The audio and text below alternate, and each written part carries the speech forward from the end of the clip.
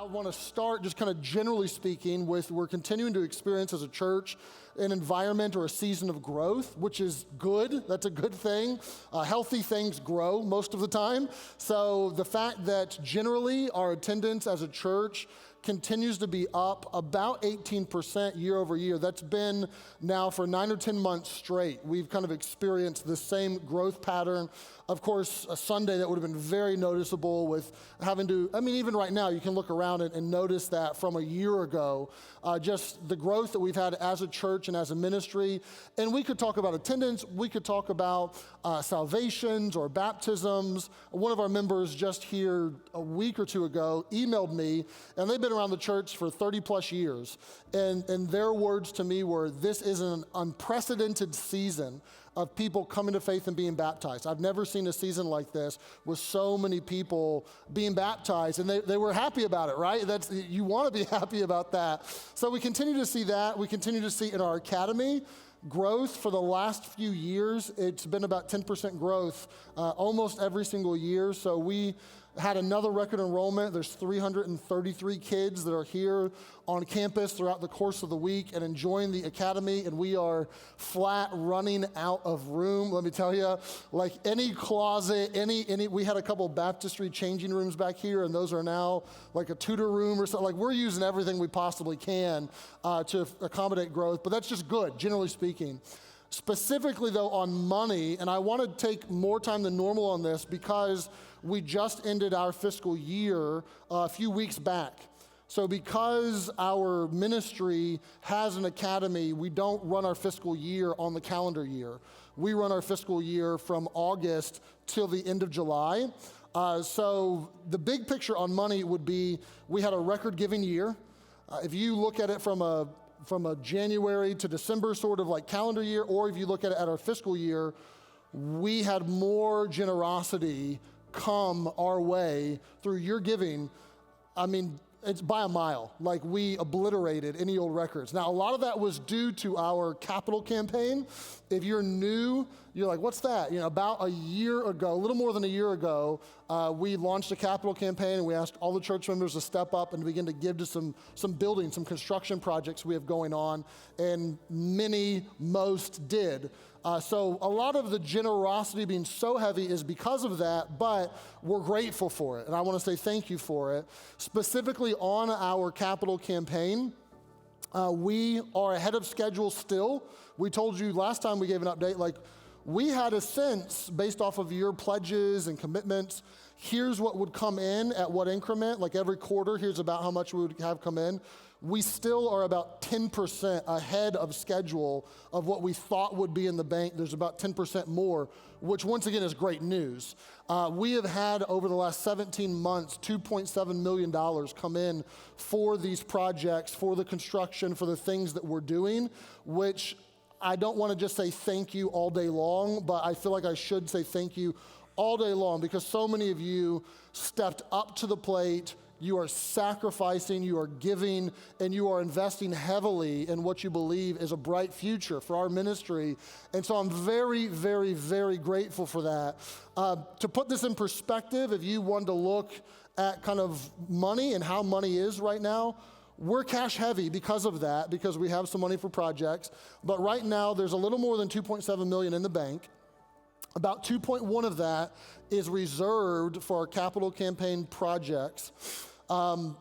You've given 2.7, but there's been some considerable funds already released. We've already released well over $100,000 to missions projects. We've already released $50,000 for our live stream, and this is not new news, you know this. We've released hundreds of thousands of dollars to our architect and engineering team for the soft costs to get all the construction documents ready and those balls rolling. So there's 2.1 for those projects. There's another about $160,000 restricted. I won't give you all the examples of this, but there are things where money's coming in that we're earmarking and setting to the side all the time. So for example, the senior class at Harvest Baptist Academy of 2025 is doing fundraising for their senior trip right now. we take those monies and we earmark them and we set them to the side, and they become restricted so that we don't spend them on paying the utility bill, right? So there's about $160,000 of that that's to the side, and there's almost another $500,000, it's $488, that is there in our savings. It hasn't been given to the capital campaign, but it's there for us to use as an emergency fund, a rainy day fund, or to deploy them into the projects that are upcoming, which is a blessing to have, that we're not running low on cash there in that fund. So that's kind of the big picture of money. All of that brings me to a very salient point in this status update this morning. This is something that our leadership team has been talking about for a few months. We are super excited about. It's been something that we have been working towards literally for years, and it's something we feel is worth celebrating this morning. So I'm gonna have Gary actually give me a drum roll. We don't often give drum rolls, but Gary's gonna give a drum roll. That's a beautiful one, isn't it? You already know it because it's on your outline, but what it is as of this month, we will be debt-free as a church, which I think is worth celebrating. So, thank you, Gary. Thank you, Gary. We should do that more often, right? Who wants to be saved today? You know, we should get that going. So this is so surreal for me because I can remember 5 years ago saying, hey, let's work towards this. We could have managed our debt 5 years ago. It was $3.3 million. But hey, let's try to get this down. Let's make efforts. This is going to be for our benefit. And literally this week, we've already submitted the paperwork, but it won't be finalized actually for about 3 business days. So as of this week, we will have no debt as a ministry and our mortgage will be paid off. So it's huge for us. One of the biggest questions we got from our capital campaign was, all right, you gave me vision for years. You gave me all this stuff and all this money. And the idea was, let's swing for the fences, right? Maybe we can get enough cash to pay off our debt and enough cash to do all of our projects in cash. Now, our commitment cards and pledges are monstrous and awesome and wonderful. They're big. But there wasn't that much. And so there was this lingering question of, so are we going to put all the money to the projects and just leave the debt be? Or are we going to pay off the debt? And you got the answer. We're paying off the debt. And it's for 2 reasons. One is to demonstrate we really believe that our priorities should be there. We may not be able to be debt-free for the rest of our church's history. That may change a year or 2 from now. But it's in our hand to do this. And so let's do it now. The second reason that we wanted to do it is there's a grant that's available for churches. We applied for it last year, but we didn't tell you because we didn't want to get your hopes up, and we got denied for it. But the grant is available again this year. It's called the Lasco Foundation Trust. Lasco is a tool and die company out of Michigan. They were the biggest. We're in a big tool and die area, but they were the biggest in the nation. And Mr. Lasco was a Christian. He passed away, and he left a foundation and a trust that is meant to help churches build places of worship, to build an auditorium or to build a sanctuary. They won't help churches do other stuff, but they'll help you with that. So we will be applying again this year for basically what we're spending to pay off our debt, $1.2 million. And there is a chance, you say, what is the percentage? I don't know. I don't want to speculate on that. But there's a chance that we would be approved for this. I would say a decent chance, because last year when they denied us, they told us no for basically 2 reasons. They said, number one, you're not far enough into your project. Generally, you're a little further, and we've come a long ways in the last 12 months. Number 2, they said we almost exclusively give money to ministries who are debt-free. So it doesn't put us at the front of the line, but it definitely puts us towards the front of the line for this grant. Now, I don't know what will happen. I don't know if we'll get $1.2 million back via this grant. I'm not going to be crestfallen if we don't. God's big enough to provide in however he wants. But I would ask you to pray for it. We will know by February. So there's a process and some conversations and some different things, but we'll have a verdict by February on whether we get approved for that or not, and we'll let you know. We'll give you an update, but it's certainly my prayer. Now, there's a lot of other churches that are submitting. They have roughly $10 to $11 million a year to give away, And there's a lot of other churches that are praying hard too, right? Because they would love a grant as well. So I don't know how God figures all that out or even how they figure all that out. But for those and a few other reasons that I'll cut short this morning, we felt like it was absolutely the right call for us to go ahead to pay off our debt. And now what we'll do is we'll take the monies that we would spend on the mortgage every month and we'll funnel those over into our project. So that's a little shy of $30,000 a month that we'll be able to push extra over into our building projects and be able to see these materialize as we get closer. So all that to say, a big thank you. You all have been so sacrificial and so generous and just amazing. And I can't thank you enough from the bottom of my heart for wanting to step up. Last section is construction projects. So if the debt's gone, where does that leave us with our construction projects? So number one, again, a thank you. Hundreds of you stepped up to the plate through the spring. You helped to kind of refresh the stage here and do some demo and do some painting and all those sorts of things. You helped demo the classrooms in the back that we're working on right now.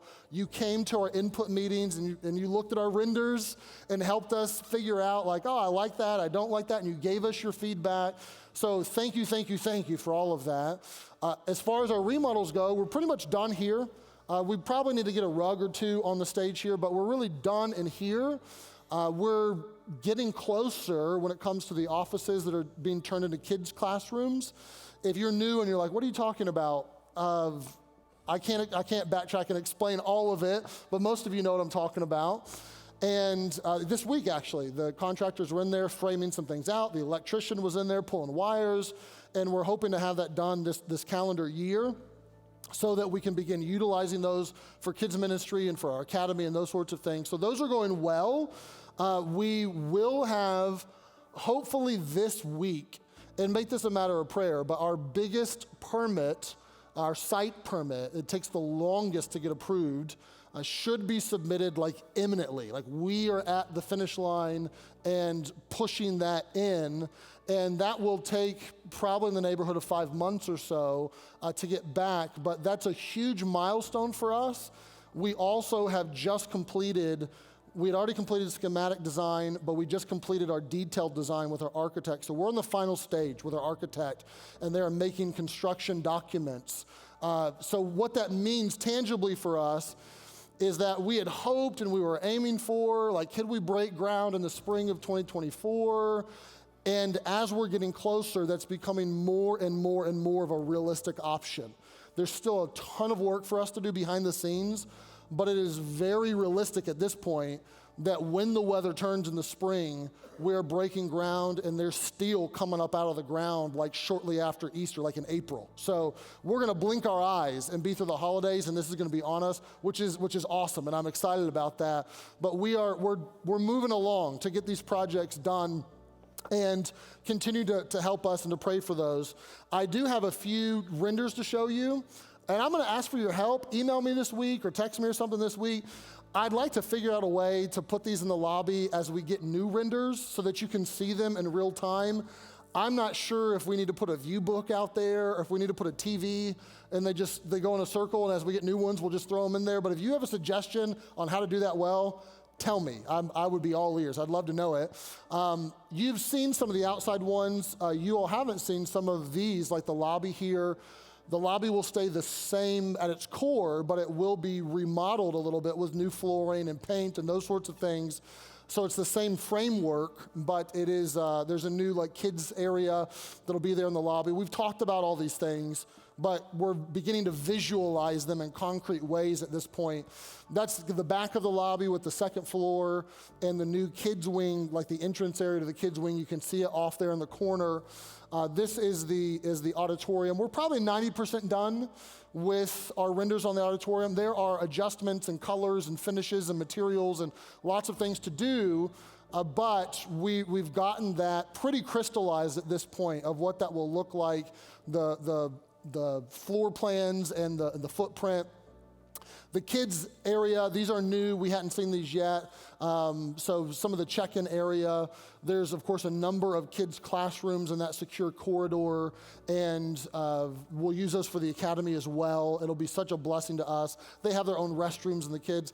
We're just starting to get some of the renders for our office area that'll be upstairs. So all of these are coming along, and it's one thing to have the layout and a floor plan. It's another thing to see it actually take shape and put it in your mind's eye.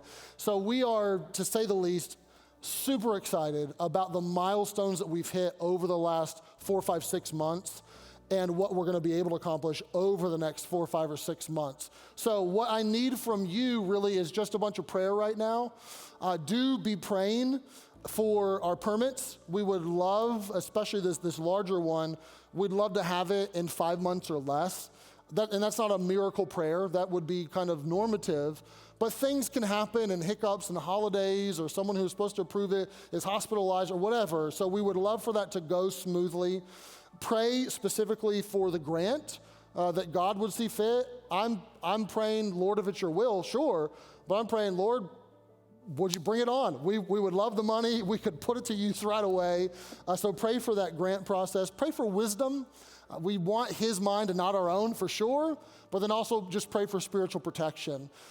New levels, new devils is the old adage. And we want to understand that for our leaders and for our whole church family, we want to be about God's business. We want to be doing this his ways. We want his wisdom, and we want his protection as we go through this process. So there's a lot more I could share. I'm going to cut it there. I will offer to any of you, if you have questions, we are always an open book. Shoot us an email, call the office, stop us in the lobby. If there's something that I said that wasn't clear, or something that was clear but it makes me think this, then let us know for sure. But we've hit some major milestones, and it's due first and foremost to God. We want to give him the credit.